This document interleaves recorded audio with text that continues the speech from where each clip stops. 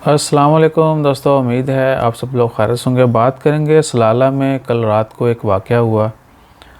बहुत सारे दोस्त अहबाब ने वीडियोज़ और कुछ मज़ीद तफसीलात भी शेयर की, कुछ पिक्चर्स भी शेयर की, तो बहुत सारे लोगों को ऑलरेडी पता चल चुका होगा। बाकी जो केस है जो बताया जा रहा है वो यही है कि एक हमारे हम वतन जो हैं उनका इंतकाल हो गया, दूसरे बंदे ने जो है उनको मार दिया।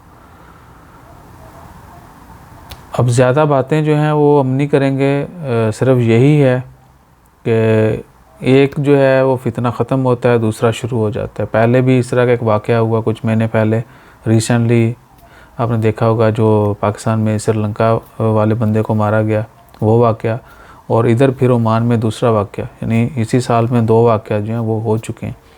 और इससे जो मुल्क का नाम रोशन होता है वो ये जो करने वाले लोग हैं उनको इस चीज़ का यकीन ही नहीं है।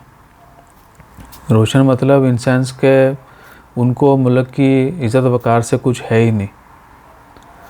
हज़ार मसले मसाइल हो सकते हैं, लेकिन आप अपनी जो है ना वो तलख़ियाँ या जितनी भी कह सकते हैं कि गुस्सा कुछ भी है, कितने भी लेवल का है, वो एटलीस्ट हमें इस मुल्क में रहते हुए नहीं करना चाहिए।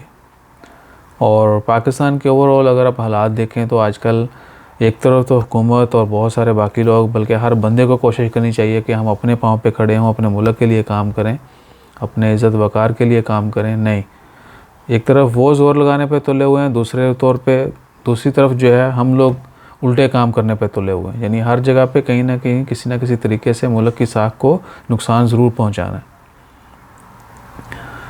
तो बहुत अफसोसनाक वाक़या हुआ है, जो भी हुआ, जैसे भी हुआ, जो भी उसकी नवैयत थी, लेकिन ये नहीं होना चाहिए था। तो बात करने का मकसद ये है कि, और रिक्वेस्ट है आप सब से कि हमेशा जो है दरगुज़र करना सीखें। ज़िंदगी में बहुत बड़े बड़े मकाम आएंगे, बहुत बड़ी बड़ी मसले मसाइल आएंगे, बहुत बड़ी बड़ी खुशियाँ आएंगी, तो उनको जीना सीखें। हर हाल में जो है हर चीज़ को मद्देनज़र रखते हुए अपनी ज़िंदगी को जीना सीखें। ऐसा नहीं है कि कुछ भी ऊँच नीच हुई तो खलास हर चीज़ जो है ना 51-52 कर देंगे। तो पॉजिटिव रहिए और हमेशा जो है एक दूसरे की भलाई के लिए, कामयाबी के लिए, खुशी के लिए दुआ करते रहिए। जज़ाकल्लाह। अल्लाह हाफ़िज़।